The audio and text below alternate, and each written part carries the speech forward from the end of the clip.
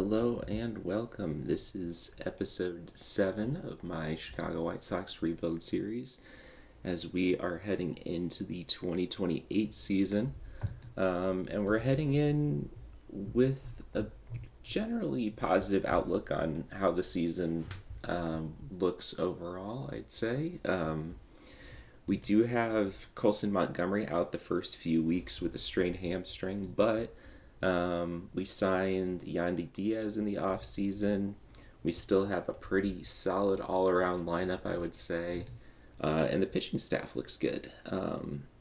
Noah Schultz will miss the first game with suspension, but not a big deal there. Yeah, this should be an interesting season. The goal, I think, for this season should be to make the playoffs. As we went 80 and 82 last season, so definitely going above 500 should be the goal. And then I think with our division, doing that should give us a good chance at making a playoff spot. But yeah, we have a tough first matchup here. I didn't notice until I saw the schedule here, but yeah, look at this Braves rotation here. We face Peralta, DeGrom, and Sale in our 3-game series with them. DeGrom and Sale, they signed as free agents in this past offseason for a cool $27 million and $25 million respectively. And then they've got Clay Holmes and Nolan McLean as their 4 and 5 starters.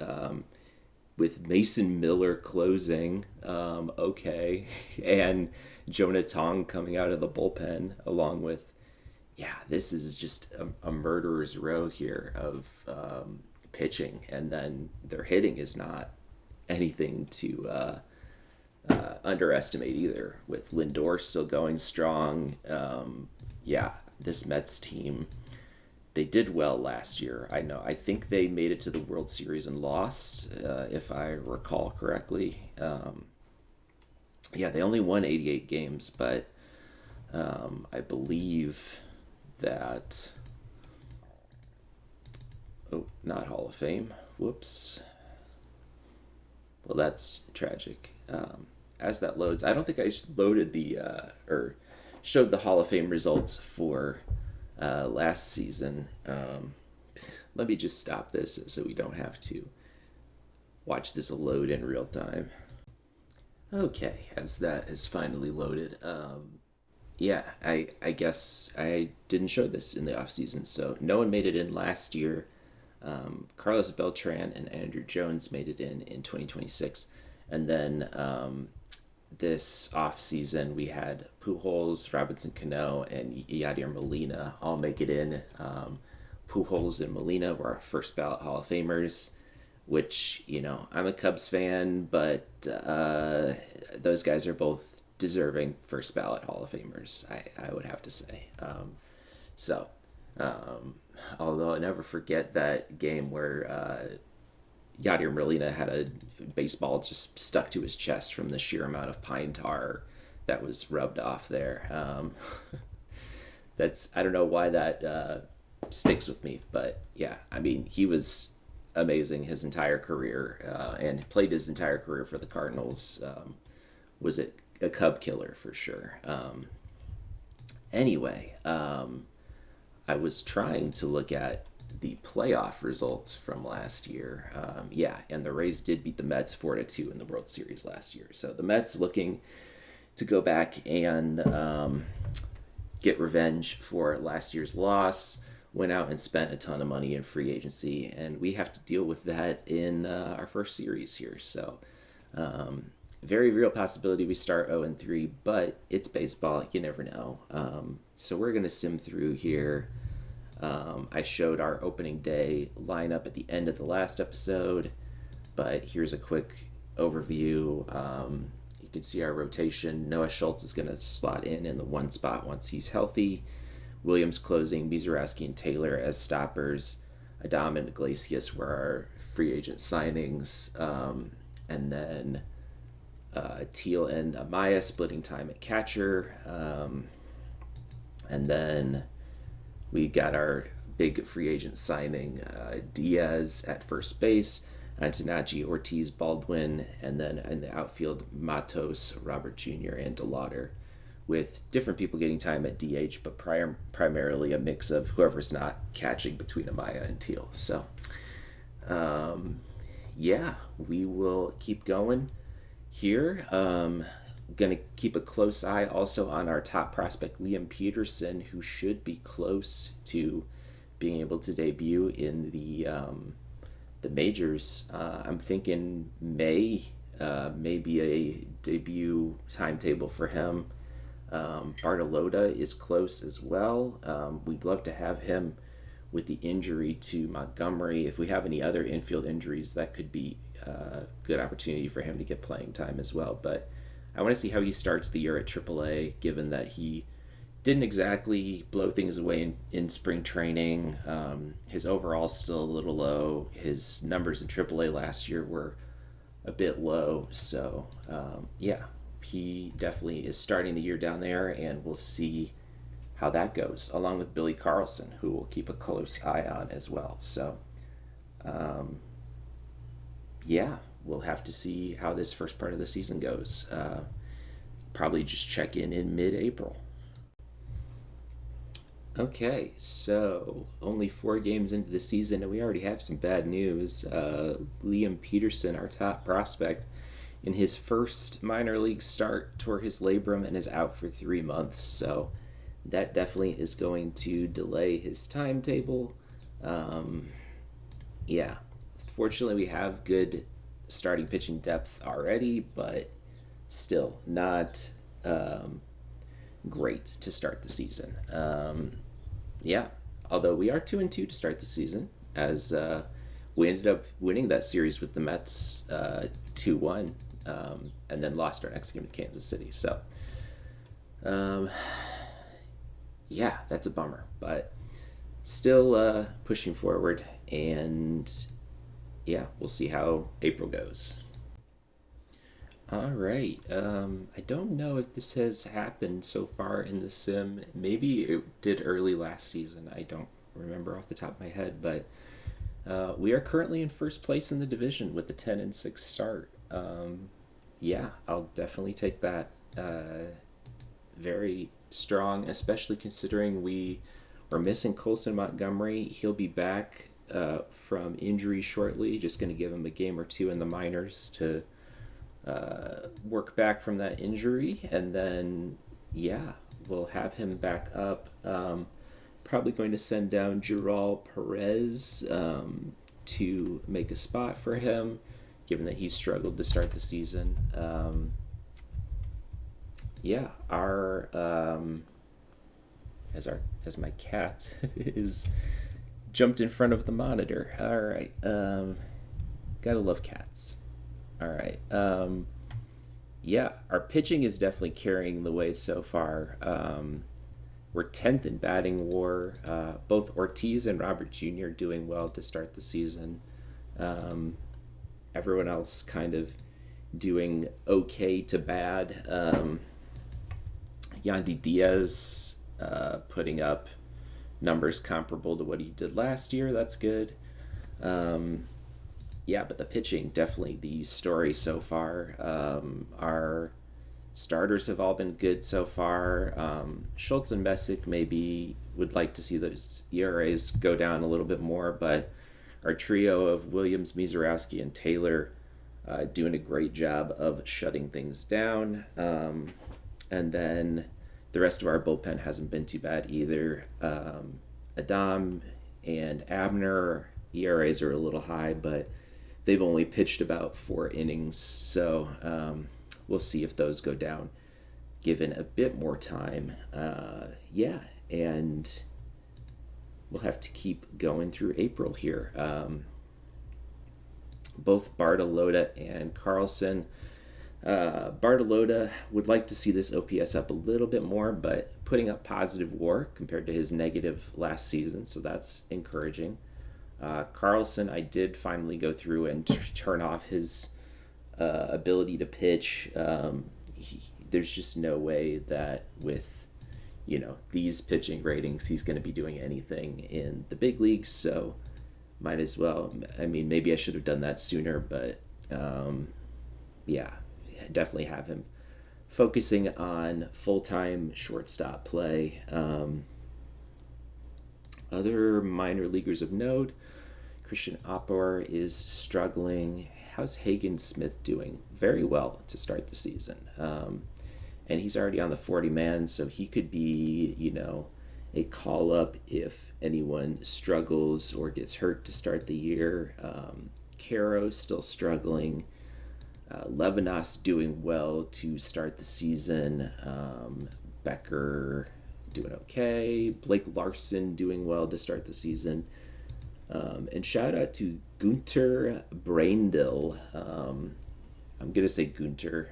I don't know if it's Gunther or Gunter, but I like Gunter better. So we'll see. He is a real guy, so I'm sure there's probably pronunciation somewhere out there. But shout out to him. He was an 18th round pick in the 2026 draft and is looking very solid. 2.5 or 3.5 star potential in high A ball currently. Tate Southacene, who we acquired in a trade, still struggling to break out of A ball, but still very young too, so not giving up on him just yet. Gabe Davis could see a promotion soon, given that he's 24 years old. Any other interesting names? No one that really stands out. Although I need to free up a few more slots in our international complex. I always just promote the 18-year-olds to DSL whenever it gets close to full. If you have the default settings turned on, that fills up fairly quickly with guys that your scout finds, and sometimes those are good finds. Villanueva was not a find. What about Gonzalez? He was a signing. Felix, he was a discovery. So 2.5 star pitcher. I've seen another 2.5 star pitcher. LaGrange was a signing, but it's a good way to add depth into the system, and I think that's controlled by your scouting budget, how many guys he actually finds through international scouting, but not entirely sure. Anyway, let's keep going through April here as we head into May. All right, May 1st, and things are looking well. Things are looking good. We are still on top of the division at 19-9, 2.5 game lead over the Guardians currently. Our pitching staff is definitely carrying the way so far. Second in starter ERA, first in bullpen ERA, first in WAR, second in FIP. Good defense behind them. Bats have been a little quiet to start the season, but when the pitching is this good, we'll take that. Did make one slight adjustment, bringing up Hayden Burnsong from AAA, given that he made 4 starts that were excellent down there. And Philip Abner went down. He had an ERA over 4. He was kind of the odd man out here. Our starters have all been great so far. And then very, very happy with the trio of Williams, Taylor, and Bizarowski closing down games. You can see Williams and Taylor 3rd and 4th in WAR on the team, respectively, with Mizurowski not far behind. Those three guys, along with our starters, definitely they've pitched uh, 20 innings for Mizurowski and 29 for Taylor. They've done a bulk of the work out of the bullpen, and we've been reaping those rewards here. And Williams with the high leverage innings, and an ERA of just 1 right now. Mizurowski 1.74, and then Taylor a little higher at 3.34, but he's also pitched the most out of those three guys. And being able to come in and pitch the last 2 innings of the game multiple days in a row, I mean, that's a valuable thing to have. So, very, very happy with this pitching staff so far. In terms of batters, Joey Ortiz has continued his hot start. His overall and potential went down from 3 stars to 2.5, but if he's going to keep putting up numbers like these, I do not mind. And his fielding looks good as well. Very happy with that trade that we made. Murakami, by the way, ended up signing with the Phillies. I don't think I showed this, for 5 years and $85 million. And he has continued to struggle to start the season. So on pace for just 11 home runs. I definitely think we made the right choice to move on from him when we did. Zach Veen back in the Rockies organization down at AA, as Milwaukee has moved on from him. And Joe Mack is down in the minors as well for them. So, we got a haul for Murakami there.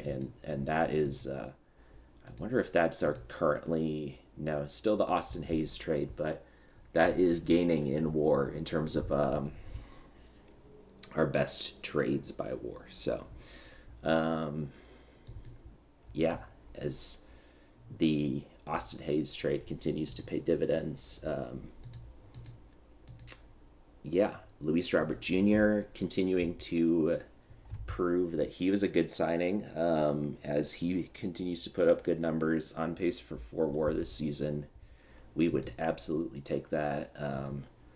Luis Matos continuing his hot start from last year, on pace for a good season.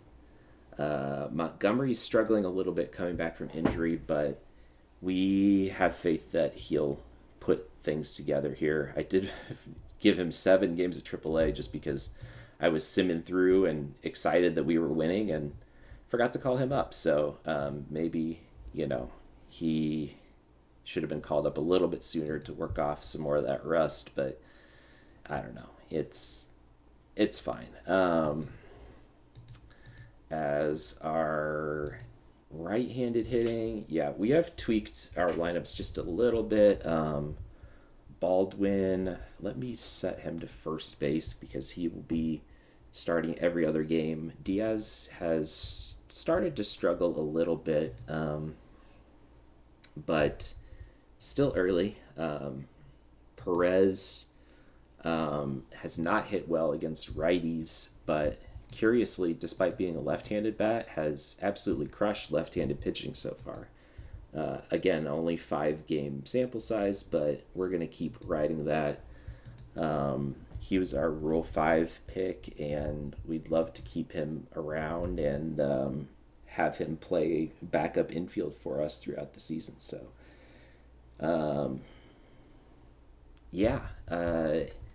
some mild lineup tweaks. As we brought Montgomery back, I did send down Joel Perez as predicted, but he's started to put up good numbers in AAA. Bartolotta has fallen off from his decent start. Carlson, we're still looking to see if he puts it together. Hagen Smith we have closing, but he's doing well in that role, so he could get a call up sooner rather than later, especially if there are injuries. Um, Christian Moore putting together solid numbers in AAA as well. Um, yeah, definitely going to keep an eye on these prospects throughout the first part of the season. And speaking of prospects, the draft pool was revealed. We are picking 17th in this year's draft. Um, so, not an awful pick. First half of the first round, at least, with comp picks and everything factored in. And it again looks like, I mean, the generated classes just seem better overall than the real classes. Although I think some of these guys are real players. I think we're still in um, the realm of like these are actual real like high schoolers in real life. Because I looked up, who was it? Brock Armbruster, with a fantastic name and looks pretty good, honestly, too. The low work ethic I don't love, but everything else looks great. Um, and then Kevin Durham looks good. I don't know which of these guys look too. Brock is supposed to go at 12. Durham, I don't see. Okay, he's projected to go 28th, so we have a shot at him. And yeah, there's a lot of players to like here, I think. Even, the high schoolers, Ian Trapp already has 40 contact and could probably play at A ball with not really too many issues. Yeah, so gonna keep an eye on those draft picks as once we get into June, we'll have to focus on the draft combine. But this is a season where we could look to make the playoffs this year. So we need to be thinking about too, is this a season where we look to buy at the trade deadline for once? And also, if we do, who would we look to give up? Usually I don't like to trade top prospects. But if there's value for guys like Caro still out there at 25 years old, maybe we pull the trigger on that. Hagen Smith, maybe.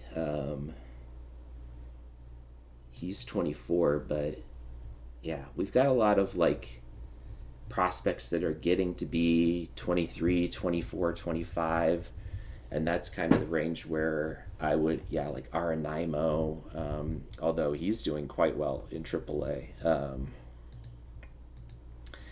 Yeah, in fact, I'll need to keep an eye on how some of these guys are doing, like not Colson Montgomery. I think he's going to um, keep playing through regardless, but does someone like Brooks Baldwin have options, or potentially he does still have options, and could we look to trade him maybe after a bit of a rough start to the season? Um, yeah, we'll have to look and see. Um, Something to think about. I'm not looking to make any trades just yet, unless there's some absolutely ridiculous players out there on the trading block. Right now it's just Wilson Contreras, but yeah, and he's hurt and also not doing particularly well for the Red Sox. So Okamoto for Toronto. Yeah, okay. Nothing standing out to me. Royce Lewis is kind of interesting, I guess. Um, but still too early to make trades. I want to see how the rest of the team does and kind of where our areas of need are. Right now, I would think that it would be a bat somewhere, given how our pitching is done. But you can never have too much pitching, I think, given injuries and other things. So, yeah, let's keep going through May here. It is mid-May now, May 15th, and we are still in first place, 24-17, holding on to a two-game lead over the Guardians. But yeah, have some injuries, unfortunately. Joey Ortiz out with a strained PCL for 6 weeks. He's been probably our best hitter so far this season, so that's definitely a big blow for the team. And then Luis Matos also out for 3 weeks, and he had been off to a solid start to the season. So hopefully our AAA depth is able to overcome that. We brought up Charlie Condon.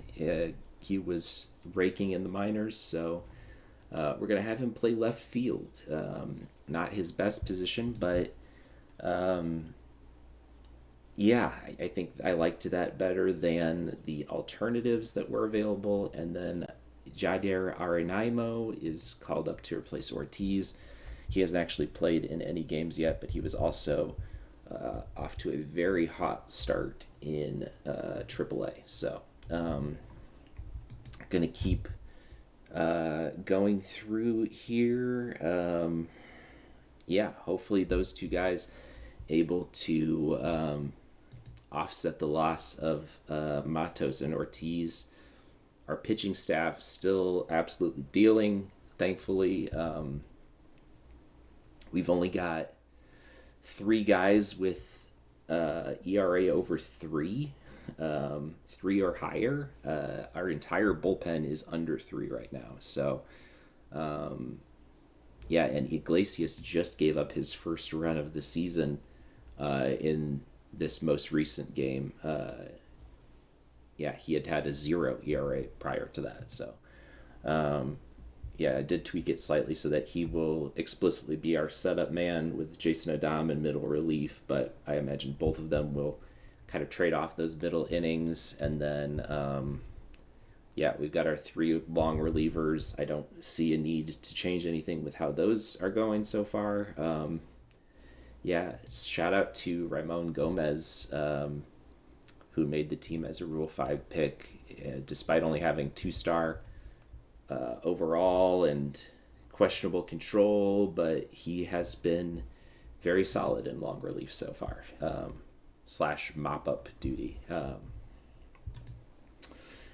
Yeah, went through and did some promoting prospects. The biggest one, I guess, was Truman Pauly going up to AA. He's 24 years old, so hopefully 24 and a half, really. So hopefully he continues to develop. Chris Levinas, still keeping an eye on him. His numbers have fallen a little bit from where they were earlier, but still having a pretty solid season at AA overall. Bartolotta and Carlson still both continuing to struggle. Well, Carlson's brought it back up a bit. Okay, I take that back. He was struggling at AAA, but yeah, on pace now for a 2-WAR season. Let's hopefully his bat continues to stay hot there, and yeah, we would love to see him. Well, we'd love to see both these guys in the big leagues this season. So, yeah, we'll have to see how that goes, especially given that we've had some injuries. And yeah, we'll have to see, guys like Luis Lara. He's struggled to start the season. Yandy Diaz has unfortunately struggled to start the season too, which is unfortunate given what we're paying him. Thankfully, those last 2 years are team options. If he continues to struggle, we're not locked into him for 2 more seasons. But yeah, he was our big free agent signing and has been disappointing so far across 154 plate appearances. Yeah, I have gone through and relegated him to backup DH slash first baseman against righties. He is hitting well still against lefties in 49 plate appearances, so gonna let him keep getting starts there. But ideally, when you sign a guy for $20 million a year, you want him to be your everyday DH and not just uh, play against lefties. So, yeah, hopefully his numbers go up, but we'll have to see. And yeah, we'll have to. Brooks Baldwin has been hot too, so shout out to him, turning things around after a rough start to the season. He's been a very solid player throughout this whole sim so far, so we'd love to keep him around with his positional flexibility. Even this year, he's already made starts at first base, third base, and left field for us. So, and not awful defensive numbers at any of those. Third base, he struggled a little bit given that he's only got a 45 rating there. Oh, he's up to a 50 now. Okay, cool. But yeah, we love utility guys, and yeah, I have to keep going into June, and yeah, keep an eye on possible trades as well, and see as the Mets. I did mention them to start the season. I don't know why I'm focusing on them, but their murderer's row of pitching has really struggled, honestly, to start the season. It doesn't help that Jacob deGrom pitched one inning against us in his opening day start, or close to opening day start, and blew out his shoulder and is out for 3 months. So they're out. That is the risk of signing someone with wrecked injury proneness, I suppose. But yeah, I guess Jonah Tong, who has come in to replace him, has really struggled so far. And Jacob Webb, who was their other starter?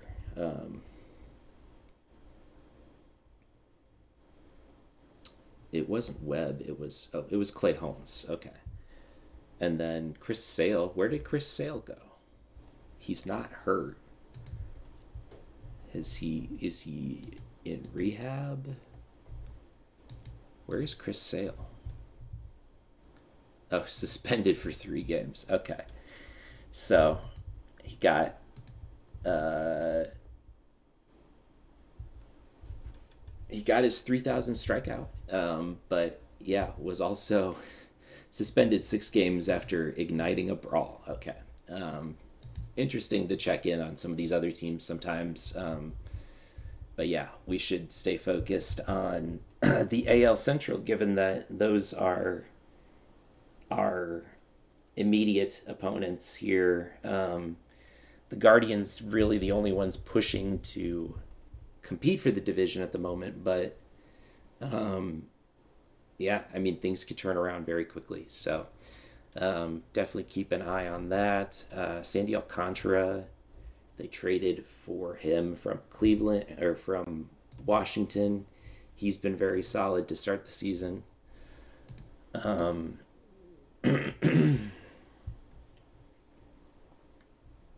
Yeah, and then their bats have been good too. Kyle Manzardo having another good season after getting some MVP votes last year, and CJ Abrams, was he part of that same trade with Washington, or did they made two separate trades? Okay, and gave up a good amount to get him, but yeah, that's paying dividends so far for Cleveland, as CJ Abrams playing a very solid shortstop for them, at least offensively. Yeah, let's keep going through the rest of May, and hopefully we hang around in first place here. Okay, so it is June 1st, and we are still in first place, 3 games ahead of the Twins now, who have jumped up to 500, and as the Guardians have slipped down to 5.5 games back. Yeah, still pretty happy with how the season is going so far. Kind of the same story that we've had, as our starters and bullpen continue to dominate. in pretty much every pitching category, and the bats have continued to struggle. So definitely something to keep an eye on here as we inch closer to the trading deadline. Yeah, we'll want to maybe look to add some impact bats here. I don't know which bats would necessarily be available.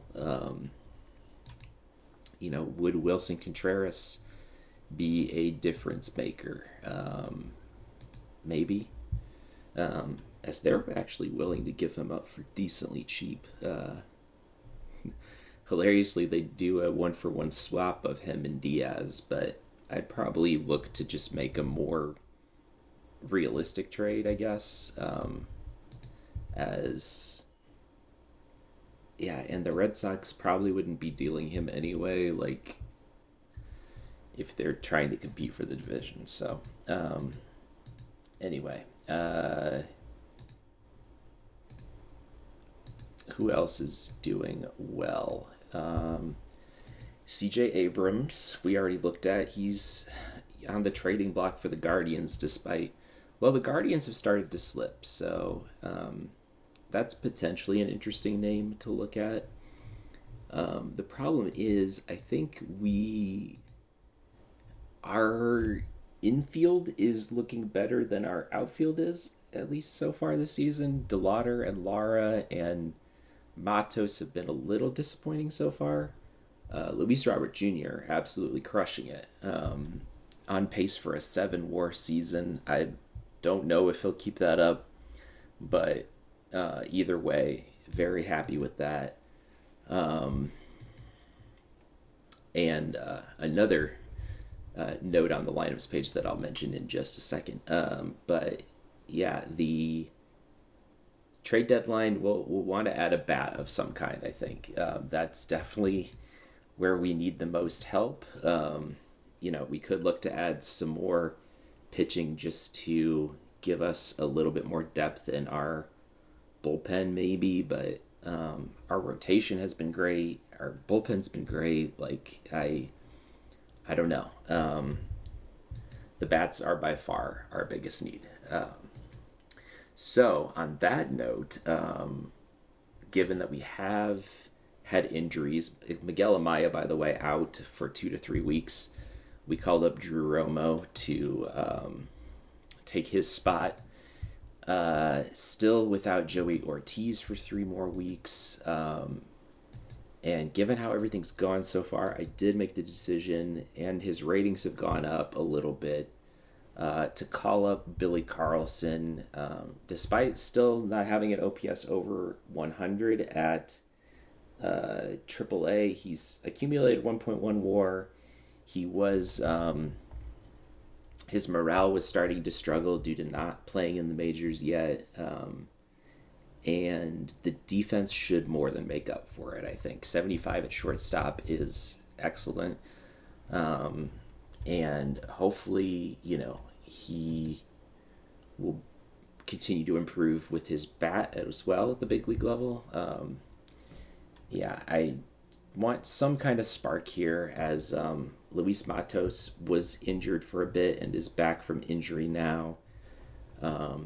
His numbers are a little deceptive because he has a 106 OPS plus, but if you dive into his splits, he's been awful against right-handed pitching, but excellent against left-handed pitching. So we've had to do some creative lineups here.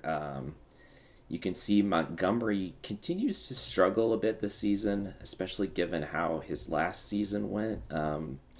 I'm hopeful that he'll continue to bring these numbers up a bit, but for now, he's going to be kind of our fill-in rotation guy, as the other infielders have done better against right-handed pitching than him. Torrens got an OPS plus over 100. Carlson I want playing every day, and Antonacci, he's kind of the, I guess, odd man out here. And in fact, let's do this. Let's have Montgomery for sure playing every fifth day over Antonacci. So that way he for sure gets some starts in there. I mean, Antonacci is also hurt at the moment with a minimal injury, so Montgomery will get some starts in there. And then against lefties, Montgomery doing better than Torrens, so he will get starts there. Yeah, you can see we mix in Matos and Diaz, and take out Baldwin and Torren based on how they've done against the various splits so far. And actually, we do have, I forgot, we have Montgomery DHing against right-handed pitching. So he is still getting starts in there. And the defense, I mean, I guess maybe, yeah, you know what? Let's do this. Let's have,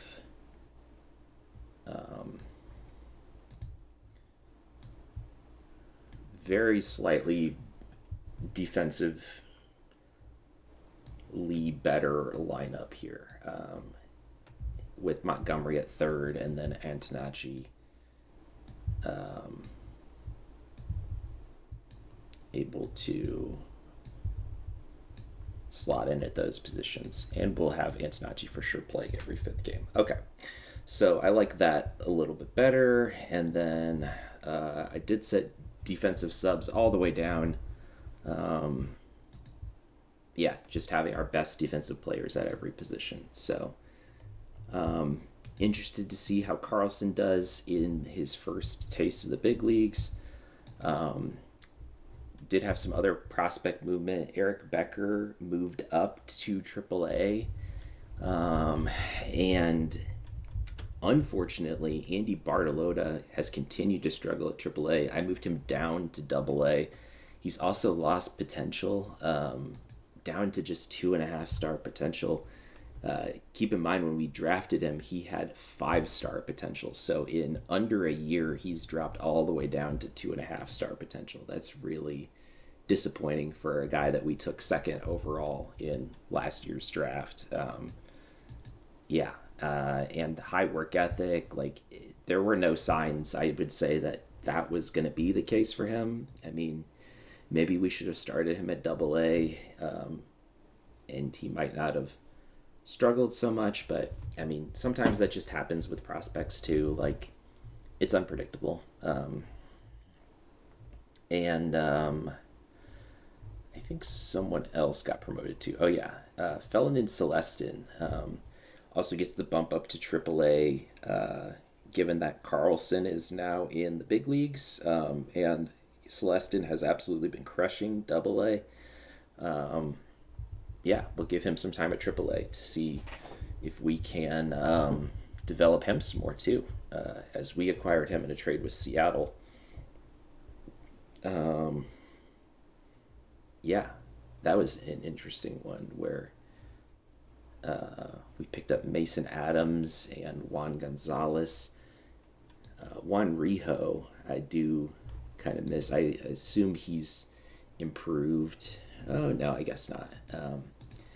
Celestin was definitely the big get here, as he is still young and improving. So, yeah.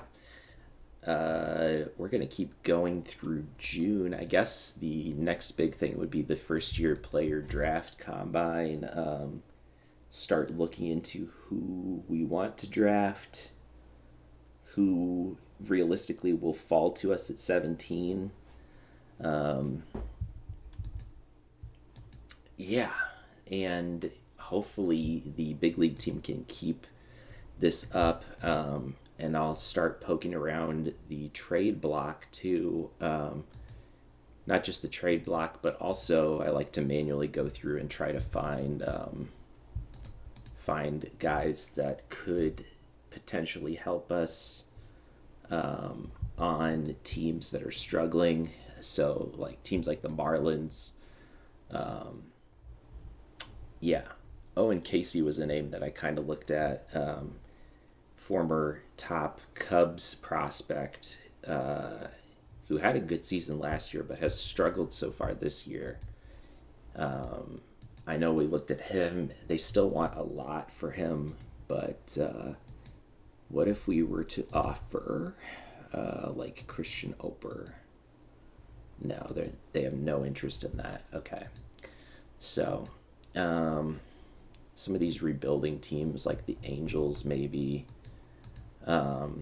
Which another option that we have too is Robert Kalaz, who's only 22 years old, doing quite well in AAA so far, and has now spent a good amount of time in AAA, so he could see the big league level too, potentially slotting in for us at one of these outfield spots. Yeah, I'll have to see. Um, as someone like DeLauder,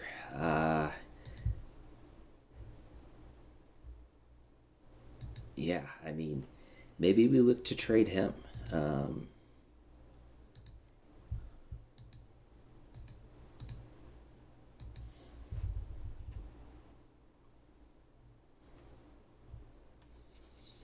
some interesting offers out there. Max Bayless looks quite promising. Um, I mean, I would want someone. Travis Bazana, CJ Abrams, they're willing to do for DeLauder. Um, it'd be kind of funny to trade him back to the Guardians. But yeah, Abrams, I don't know where Abrams would play for us, is the problem.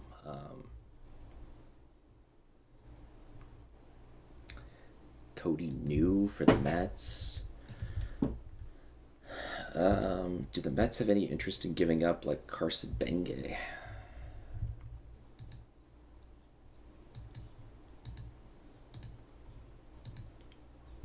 As he would still be fairly young. Currently not on their big league roster. As they have Miguel Vargas now. Yeah, that's right. I put him on waivers and they claimed him. But yeah, as Carson Benge, like, why is he still at AAA for them? He looks like he could be quite good. They're still not interested in trading him. Man, okay. I mean, he's 25, but he looks good. Like, he should be playing somewhere at the big league level, and they're just letting him rot away in AAA. Okay. We'll have to keep looking out there, and we'll see if there's any outfielders, maybe first baseman. We just need bats in general, and we'll see who's available. All right. I don't know if this counts as a blockbuster trade or not, but this should be a trade that improves our team as we are trading for Nolan Shanuel from the Angels. Uh, Funny enough, we're just about to play the Angels, which is what started me looking at them in the first place. Yeah, the he's had a good season so far. His last 2 years have been pretty solid. He's under contract for a while, so having them retain a little bit of his salary to kind of offset that a little bit. Um, and it's going to cost us Kevin Alcantara, who we got off of waivers, Jared Thomas, who looks pretty solid and teams have valued pretty highly, but given that he's 24, almost 25, I don't know how much impact he'll make at the big league level. Charlie Condon, every time I've tried to make him work at the big league level, it just hasn't worked out. So I'm okay moving on from him. Truman Polly is probably the biggest loss here, as he's had a really solid season so far in A plus and double A. Again, he's getting close to 25, which is kind of that magic age where players stop developing, although pitchers, I think, do continue to develop past 25 a little bit sometimes. Um, but he's looking very solid so far. But we had to give up something quality to get Shanuel, and so he's the big get, I think, for them. Um, and then a smattering of solid players. Corella is basically a quad A reliever. Palmquist has been doing well at double A, could maybe see some big league time. I don't think we particularly need him. And then Jafrank Silva is a 20-year-old Dominican rookie, so again, not too concerned with that. And yeah, we're going to make this trade. I mean, it gives us a nice impact bat to immediately improve our lineup here. So let's see how things go post trade here. Okay, so we are to the first year player draft combine. Yeah, this looks to be a pretty good draft again, at least in terms of top end talent. Lots of guys with a lot of good potential here.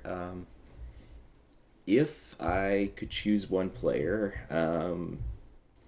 it would probably be Troy Davis, just given that he has 90 stuff potential, 90 control potential, good current ratings, and is only 18 years old, and he's a lefty. Um, and he's got high work ethic. So, all things to like there. The mock draft has him going at 8. So, the odds of him actually getting to our pick at 17, I'd say, are pretty low. I think the email for the draft combine had him as the number one ranked prospect too. Yeah, so pretty unlikely that he makes it to us. But I would agree with that assessment. In terms of guys that we actually have a chance at drafting, I think Kevin Durham looks good. Um, kind of a similar type of player to Bartolotta from last year, but yeah, maybe even slightly more developed if we compare the two. Um, yeah, slightly more avoid K, slightly more I, and then obviously the potentials look a lot better because his have fallen over the last year, but yeah, I mean, this is a good looking prospect. Yeah, we'll want to get the scouting up to make sure that he looks good. John Kowalski's kind of interesting too, in that catcher's typically hard to find, but yeah, I would not. I don't think he's really a first round type of player. I think a lot of these guys I would rather draft in like the second round. Brock Armbruster, I mean, he looks quite good as well. The only ding against him is his low work ethic. Um, but yeah, having the 60 gap power right away and 40 and everything else, like he could play at probably AAA. Maybe I start him at double A because of how things went with Bartolotta, but yeah, that's where our draft combine kind of stands. Obviously, at 17, there's a lot that kind of is out of our control. There's 16 players that are going to go before we ever have a chance to pick. So, yeah, some of these names will likely not be available. I did go through, I mean, the only tool that I have really to kind of gauge that is the mock draft, and there were some guys I was interested in, like Luke Mueller. I think looks good. but anyone that was projected to go in the top 10, I took off the list. That included Trey Davis, Luke Mueller. I think Kai Young was on there, as he looks pretty solid overall. Um, yeah, but we'll have to see if, you never know. Some of those guys could drop to us. The draft can be unpredictable sometimes. So, um, shout out to Billy Carlson, who is absolutely crushing through his first 5 games. Yeah, hopefully he keeps that up. And yeah, not too much else to say. We're still in first place. Now 4.5 games up on the Twins. I will give another update in mid-June just to kind of show where that stands. Nolan Shanuel doing well in his first 6 games for us, but would like to see that OPS go up a little more. We'll see. He's DHing and playing first base for us, I believe. Um, Maybe just DHing. Yeah, he's currently just DHing. He's only got a 50 rating at first base, so and they had him playing like left field or right field, I think, when we traded for him, which is just questionable, we'll say. Yeah, he looks like a DH slash first baseman. But anyway, let's keep going through the rest of June. It is June 15th, and yeah, still doing quite well. We have a 10-game lead over the Guardians, and everyone in our division besides us is under 500. So, yeah, that's looking good for us to make the playoffs. Um, in fact, the only team that has a better record than us is the LA Dodgers, who have a 48-20 record, and I guess technically the Astros have a half game on us right now with one less loss than we do. But Brooks Baldwin also has a 31-game hit streak going, so we'll keep an eye on that. After, he had a slow start to the year, but has really come on recently. Yeah, kind of the same story as the last few updates. Pitching has been excellent. Batting has ticked up a bit too since trading for Shanuel. Um, yeah, both in terms of him adding to the lineup here, as his OPS is 135 in the 8 games he's played so far, and also others are starting to put things together here, as Antonacci now is hot. Baldwin, we already mentioned, is hot. Lara putting together decent numbers. Chase DeLauder looks better than he was looking before. Yeah, just a really good showing. Montgomery still struggling, unfortunately. And then Carlson is cold when it comes to the plate, but still putting up positive WAR thanks to some excellent defense. Yeah, 1.1 ZR in just 11 games played. So we'll have to see. Joey Ortiz comes back in a week, and I want Carlson to continue playing every day, so I may send him back down to AAA. Um, yeah, I mean, I guess I could send Montgomery down potentially, but probably the more realistic and smarter move would be to send Carlson back down. But that will be a problem for a week from now. We'll also be getting Amaya back in 4 days, and then our Rule 5 pick, uh, Raimon Gomez, is close to coming back from injury as well.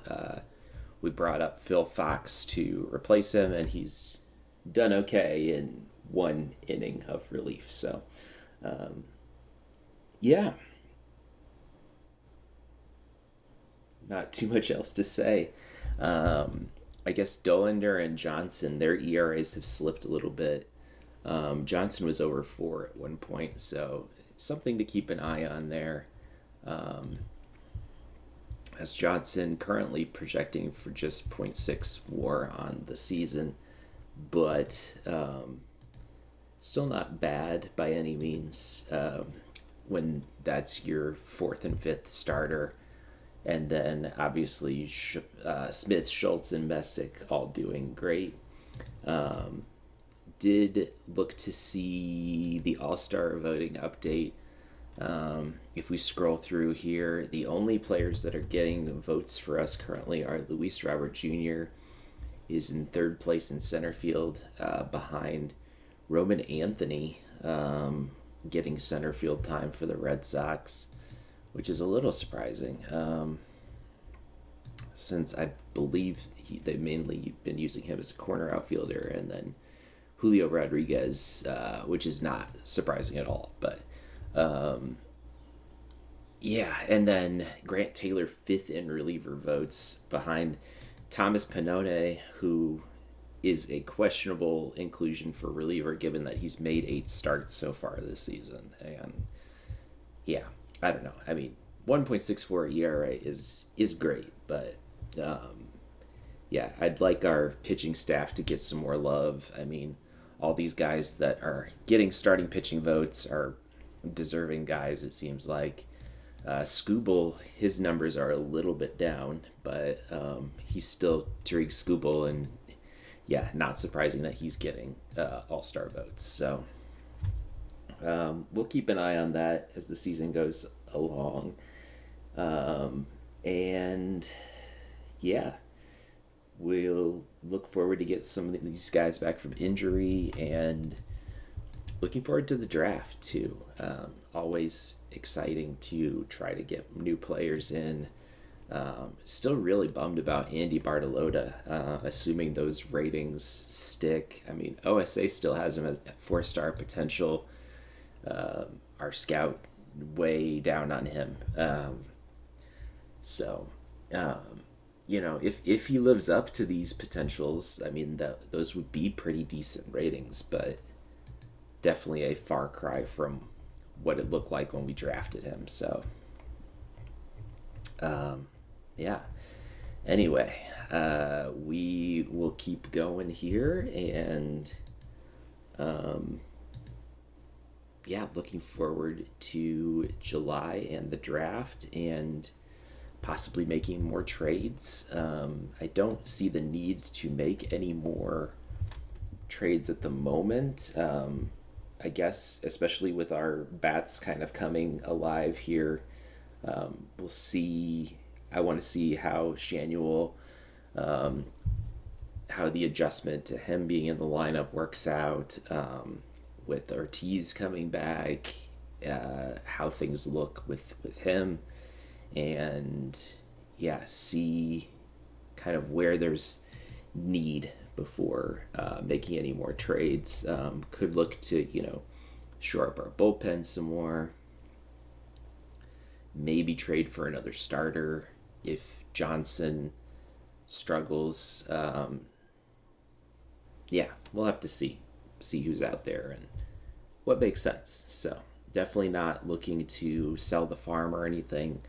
This is not a year where I think we go all out to like push for a World Series, but definitely in a good spot to make the playoffs, and so we'll do the moves that make sense to enable that, I think. Yeah, so let's keep going till July.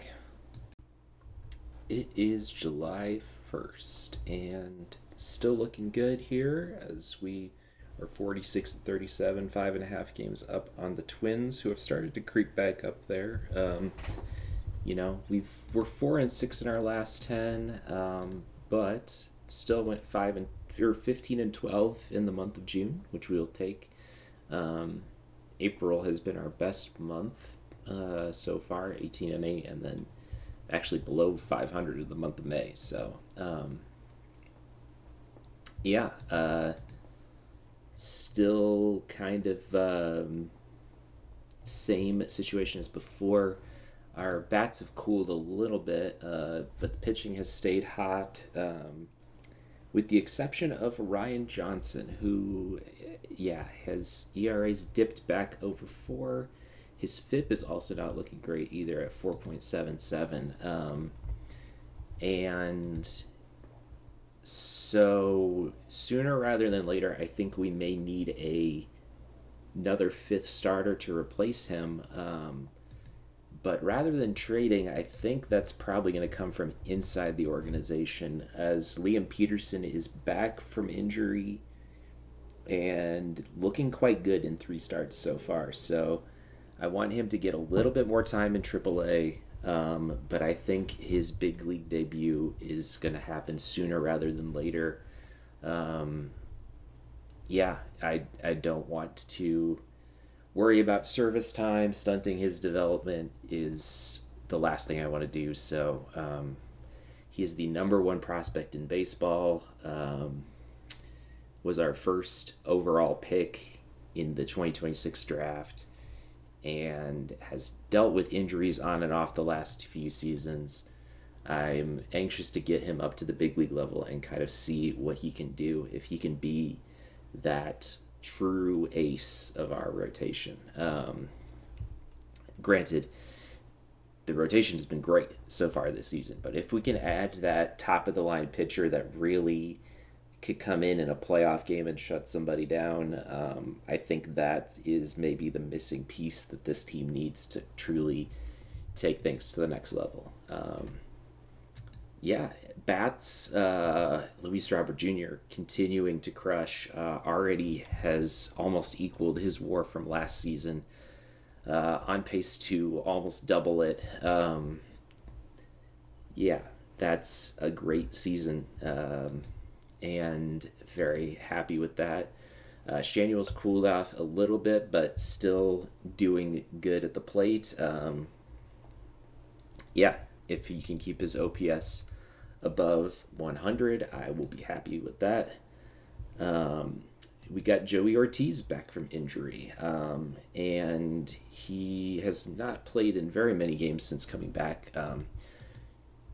We had an injury, just a moderate injury to Billy Carlson, but that made things easy in terms of whether to bring him up, send him down. He is back in the minors at the moment, dealing with that injury, and then once that is done, maybe we look to bring him back up, but most likely he'll continue seeing some time at the AAA level until, if there's any injuries or need at the big league level, we might make another move then.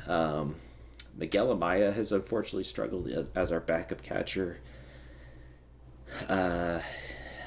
Yeah, so maybe looking to make a move there, as our backup catching options, despite having several on the roster, I'm not really too enthused by Edgar Caro. Not really loving Drew Romo in what he's shown at the big league level so far as well. So yeah, that might be an option in terms of a minor improvement to our lineup. Colson Montgomery's starting to find things a little bit as well, which I like to see. He is back to starting against right-handed pitching. You can see the OPS plus breakdown here as he just edges out our other infield options. Antonacci getting the nod at second, over Perez and Torren, mainly because I trust him more to keep those numbers. Well, it's really between him and Perez, and Perez has a very slight lead, but can also play all over the place. He was going into the season as our backup regardless, so I've been very happy with what he's done so far.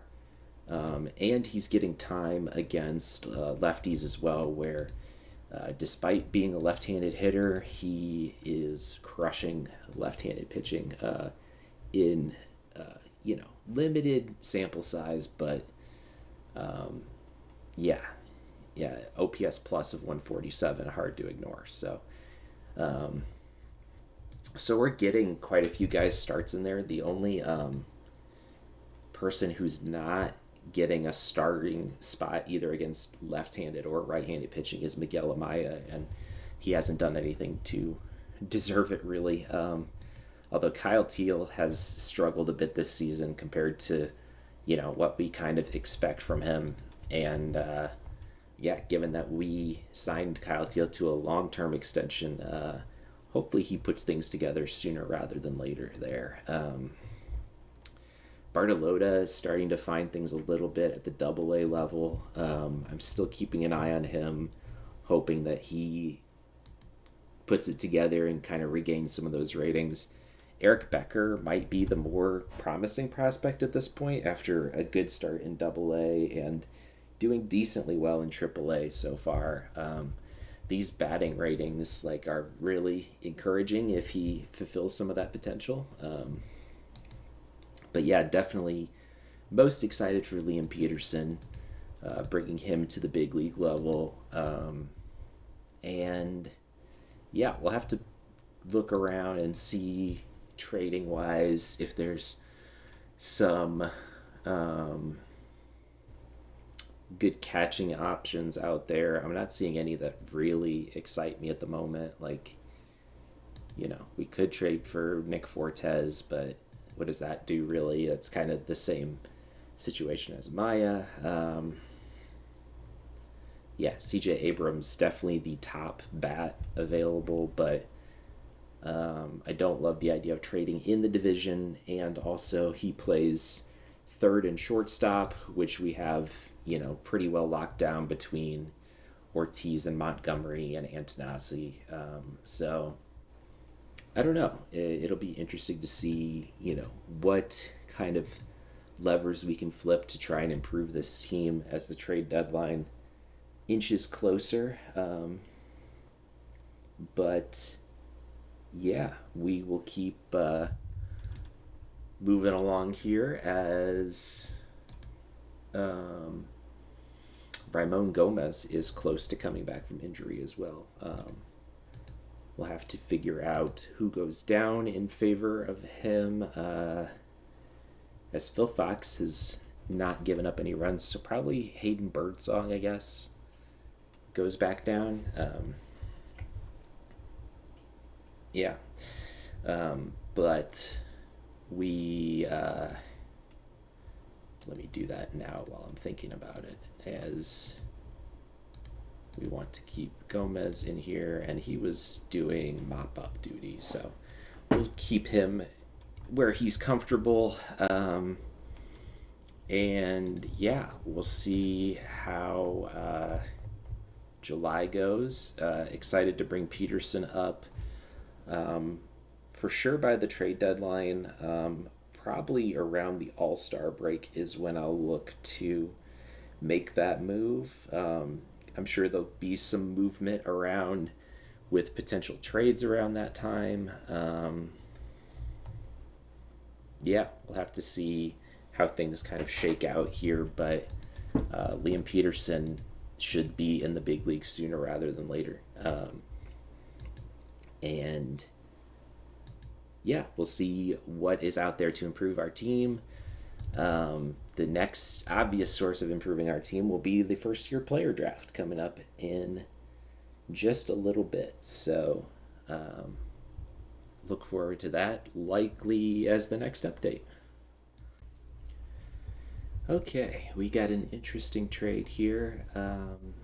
Evan Carter on the Rockies now. They actually claimed him off of waivers from Texas, which is kind of crazy.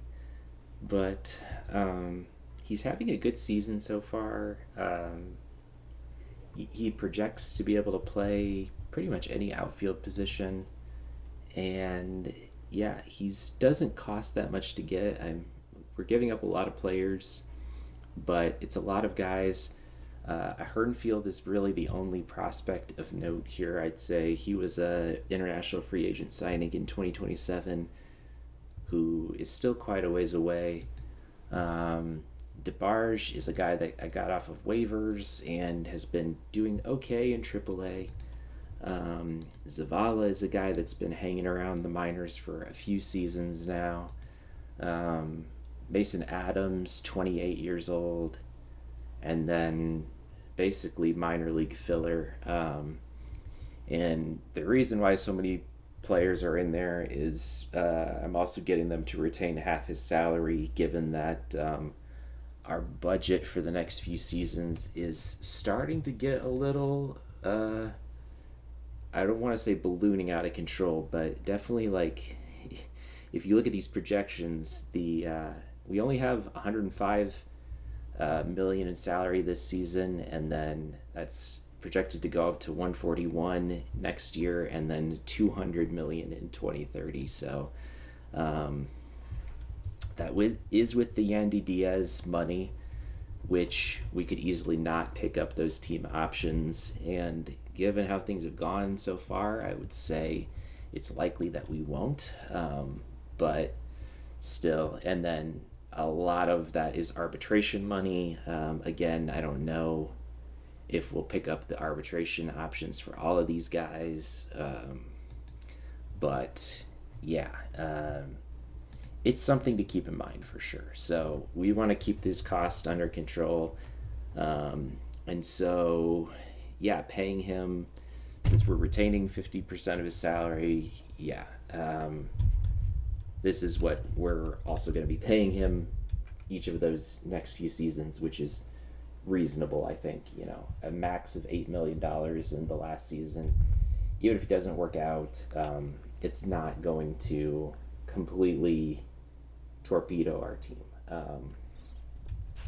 But yeah, I think we're going to do this trade, and we'll have to figure out who gets sent down to make a 40-man spot for him. Probably Luis Matos,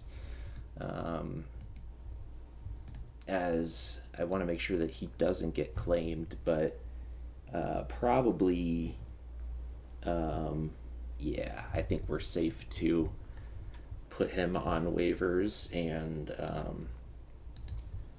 toss Evan Carter in here. So, yeah, let's see how this team performs in the month of July. Okay, so it is time for the first year player draft, July 11th. We are 50 and 42 at the moment. Still 5.5 games up on the Twins. Yeah, not too much to report there. We'll do one final kind of check-in. I'll probably sim all the way to the All-Star game here, given that we've made a few trades so far, which Evan Carter has struggled in limited plate appearances so far, but yeah, we'll see how things work out here. Yeah, first year player draft. Let's go ahead and look at this real quick. Obviously, I think Troy Davis is, in an ideal world, that's who I would like to draft. I think he's going to go very high in the draft. Yeah, and a more realistic target probably is Kevin Durham. Now, he did fall slightly from 4.5 potential to 4, but I think he still looks quite good overall. He is almost 23, so that is something to keep in mind, but I think one of these like high floor college guys makes the most sense here. Ryan Sykes looks pretty decent as well. Yeah, pretty, a little bit less power, but more contact and gap, and is durable. So yeah, so let's see who ends up making it to our pick, I guess. As do we want to sim through 17 picks? Um, let's just at least see who goes in the top five, I guess. If I was picking number one, I would go with Troy Davis, and they go with CJ Blank. Not a bad pick, honestly. I mean, he's still got 2-star overall, and looks like a pretty solid pitcher. The Reds go with Tyler Benson. I don't love that pick, the 55 control and 25 current control. And then his 25 out of 80 curveball, like he's only got 2 guaranteed pitches. Yeah, I think there's better picks to be made there. Luke Mueller was a guy that I thought about taking with our pick. Surprised to see him go in the top 5, but he looks pretty solid overall. There's Troy Davis. Okay, so he goes at number 4. And then number 5, Chad Morgan. Yeah, I mean, this is the type of player that the CPU loves, the high power, low contact guys. I try to avoid those guys. Otherwise, you get a Murakami situation, which, by the way, haven't checked on him this season, but yeah, not looking great for the Phillies, with a 0 WAR season so far and OPS under 100. But yeah, the Phillies, I guess, love those types of guys. So let's auto draft until our pick. Okay, so yeah, let's look and see here.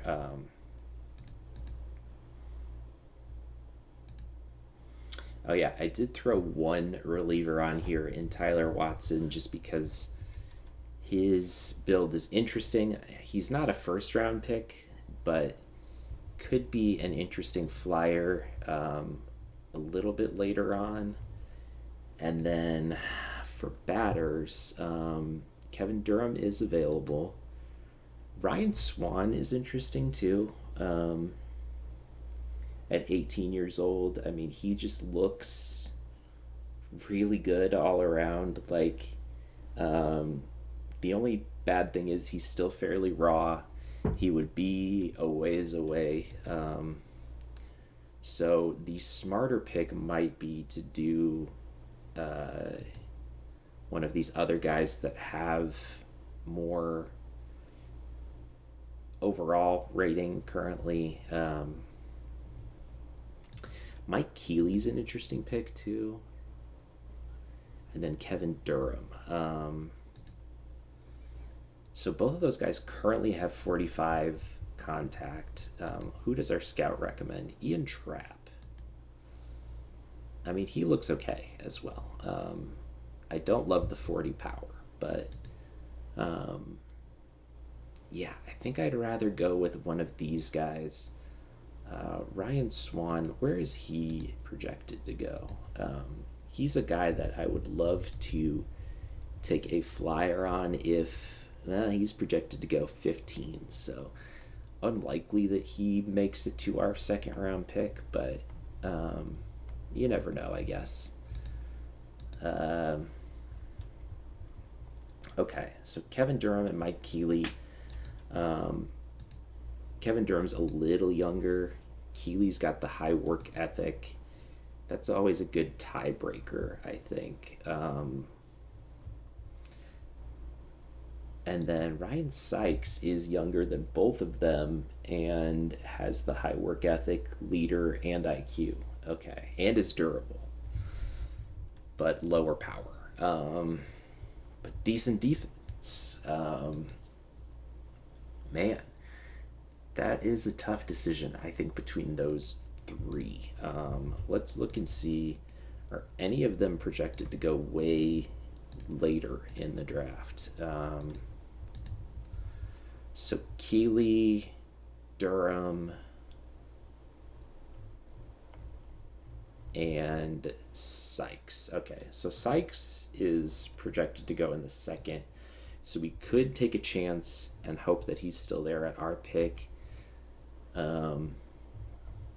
He's not projected to go that much later than our pick, but ultimately I want to choose the player that I like the best out of those three, I think. Kowalski gets a shout out as well, but okay, so Durham and Keeley. Let's compare those two. So Durham looks bad. Ooh, the power though. Okay. The power is big. Keeley has 10 more power, 5 more gap, but then Durham edges him out on the rest of the ratings. And then defensively, yeah, Keeley is not good defensively. But those can always be raised.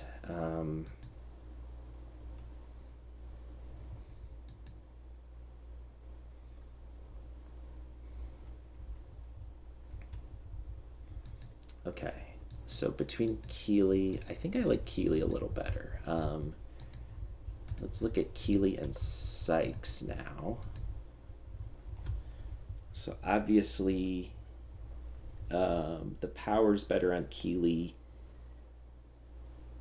Everything else is better on Sykes. And he's younger, and he has better defense.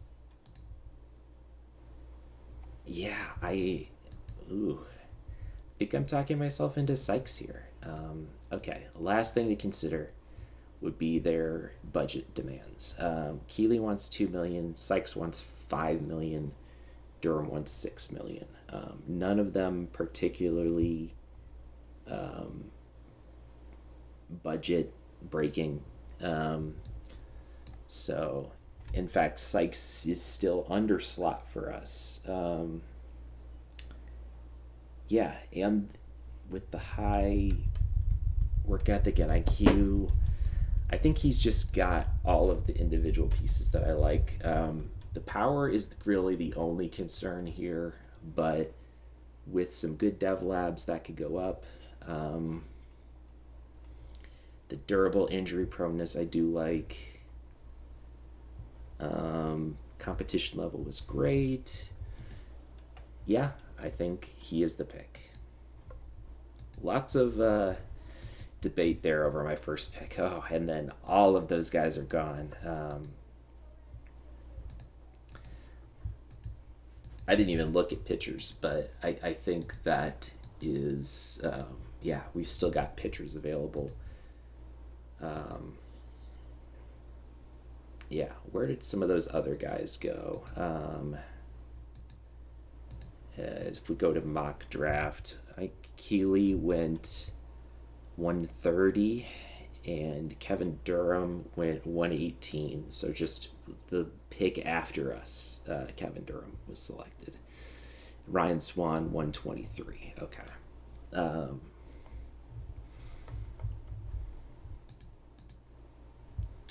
Yeah, and then if we look at batters, Dave Stewart, I'm lukewarm on him. Bill Malia looks interesting.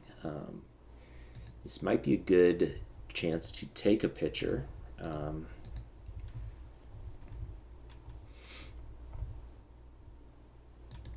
Bill Malia, was he not in the...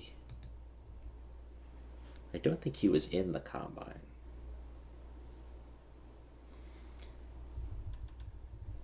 Because I don't remember. I feel like I would have scouted him if he was.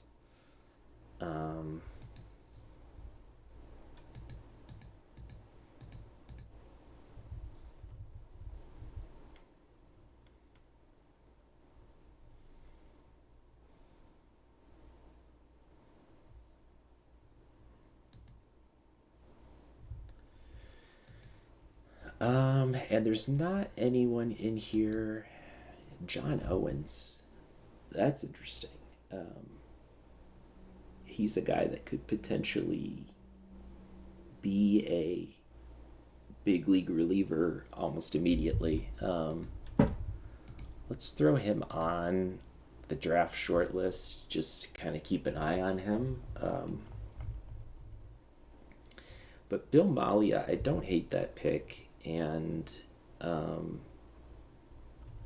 you know, batting draft, where is Kowalski expected to go? Um,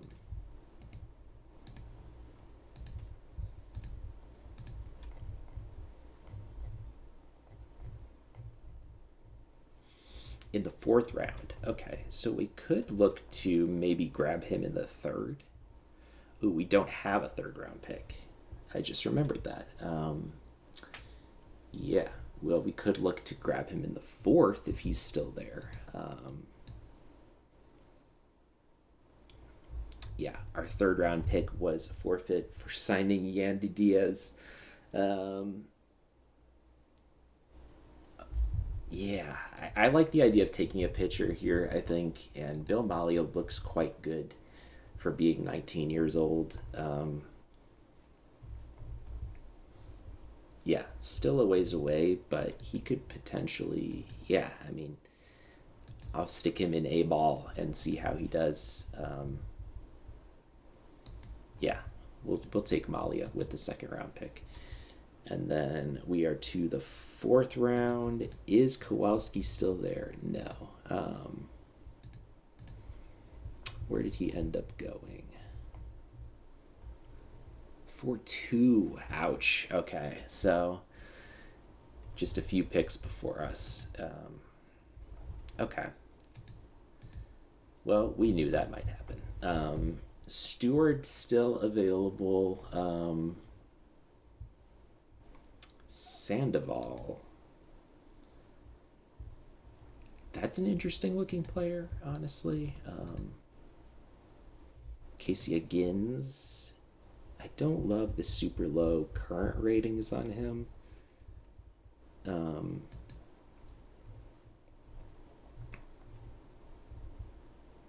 yes, Sandoval is intriguing, I think. Just looking at these guys at a glance. Brandon Rose. Looking at the power. Brian Challey. Brian Challey is interesting as well. I think he's a guy that could last later into the draft. Same with Sandoval.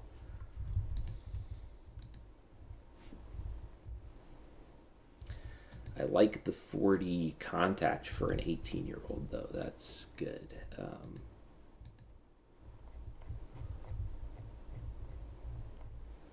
Let's see.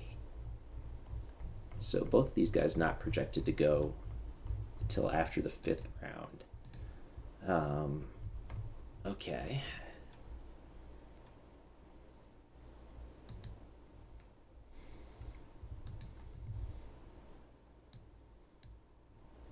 And against Sandoval, if we look at that, he could play in A ball, potentially. Um, I like seeing if there are guys that can play in A ball because the way that the draft works out by default, you won't be able to put them in rookie ball right away. So, I mean, I guess there is the draft league to kind of make up for that, but for some of these high schoolers, like, it's good to have them playing somewhere. I believe that helps development, just having them play games. At least having them play games at a level that they can compete at. You can't throw them into like double A or even A plus if they're not ready for it. I think that would probably hurt their ratings more than anything. But if they look like, he's got 2.5 star potential with 50 contact relative to A ball, so I'm fairly confident that he could compete there. Yeah, why not draft him? And then we could go with Chally, or we could see if Chally makes it to the 5th round and go for another pitcher.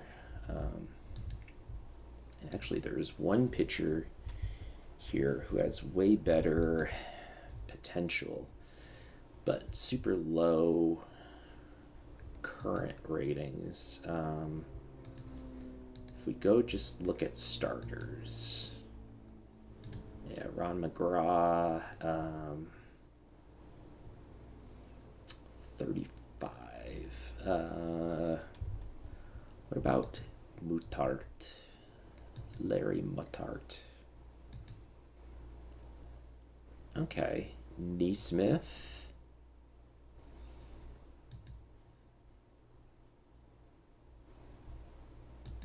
And Gary Delgado. I like Neesmith, 35, 40, 30 at 18 years old. And again, he could play potentially at A-ball. So let's go with that. His bonus is a little above what we want, but I think that's fine. And then if we go back to batters, Chally is still there. Yeah, and I like Chally. We'll get him in the 6th.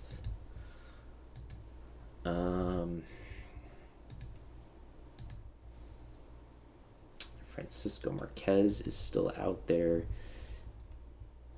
Yeah, taking a chance on him in the 7th round is okay with me. Let's go to round 10, or close to that. Let's look at overall as Mike Fassbender. Okay. Has it had a career switch to baseball, apparently. Spelled differently, but still.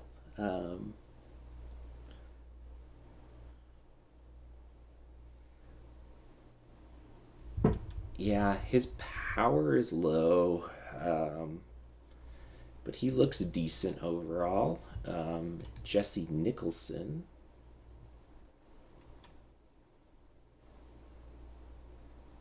Jenny Nicholson's brother, maybe? Let's see. Who else do we have here? Armando Rios.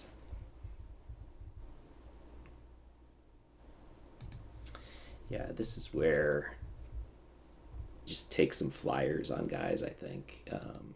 Jorge Quijano, Randy McDonald, 70 power. Randry McDonald.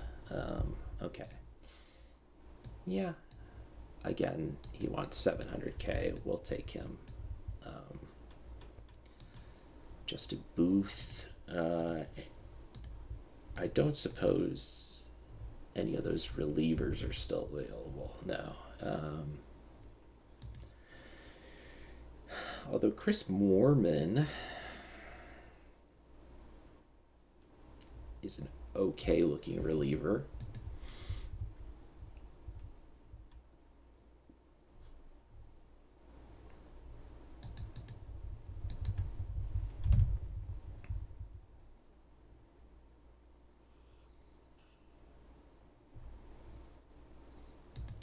David Hankins. Yeah, he looks okay. David Hankins. Got a good name, too. Justin Booth.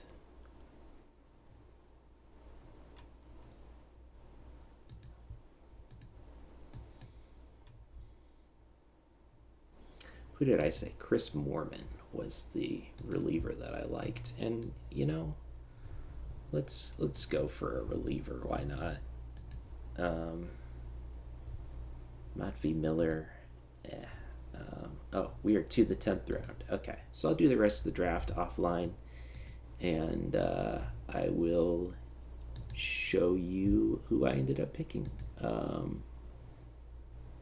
Yeah, actually, let's go with Armando Rios. Oh no, he's impossible. Okay, I'll show you who I ended up picking at the end of the draft here.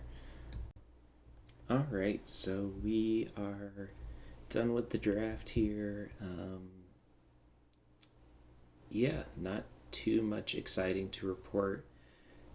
Got several mainly high school players towards the end of the draft, a few college guys that looked interesting. And then pitchers, I went more bat heavy than pitching, but got some interesting names in there as well. Um, and then you can see quite a few of our players want some kind of demand. I think when you add all this up, we budgeted for $12 million and it ended up being $11.9 million. So that should be about perfect. Um, and yeah, we're gonna see how those guys develop, and we're going to keep rolling forward as we approach the All Star break, and that's probably where I'll end the episode here. I'll go ahead and sim ahead to that. All right, so we are 51 and 46 at the All Star break. Um, yeah, and still have a 4.5 game lead over the Twins. We are 3-7 in our last 10, which is not great. Um, I am going to make two moves here in just a second, but let's see the All Star game rosters here. None of our starters make it, unfortunately. Um, at a quick glance, like all of these guys look deserving, I'd say. Grant Taylor does make it for us. Very nice. That's his first All Star bid, I believe. Um, and Nolan Shanuel, who we traded for, makes it. Very nice. His first All Star bid. And Luis Robert Jr. deservingly makes it with the excellent season that he's had so far. And that is it, but that's pretty decent selection, I'd say. Any names jumping out at me at the NL? No, not really. Um, okay, so to end the episode, I did want to make two roster moves here. One is that the Phillies are offering up Garrett Whitlock straight up for Jason Adam. Whitlock's had a much better season so far, but he's slightly more expensive and way more injury prone. But both guys are free agents after this year. I would rather have the better reliever, even if he's more injured, personally. I was actually thinking of waiving Jason Adam given his ERA currently, but given that they're willing to offer us Whitlock for him, I will go ahead and take that. And then we will also be sending down. We need to send down one other pitcher, and I think it will be Phil Fox just because he has options still. He certainly hasn't had a bad season, but he will get sent down. Whitlock will get added. Ryan Johnson has struggled in his last few starts, putting up 6 earned runs in his last start. And I think it's time to finally pull the trigger here at the end of this episode and bring up Liam Peterson, who has been doing great in AAA across 5 starts. It might be a little premature, but I think now is the time to kind of see what he's got. So let's promote him to Chicago, and he will take over the, I think, number 4 spot in our rotation. Yeah, and that will do it for this episode as we head to the All-Star break in first place in the division.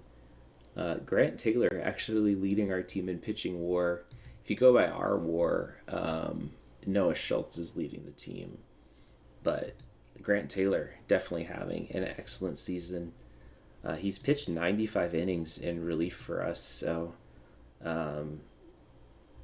almost as much as our starters have this season.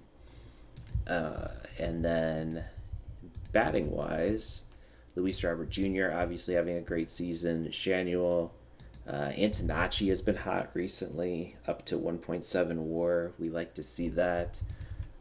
Luis Lara continuing his solid season. Yeah, as my AC kicks on in the background. But anyway, apologies for the end of this episode, but hope you enjoyed it. Like, comment, subscribe, and yeah, hope to see you next time. Thanks.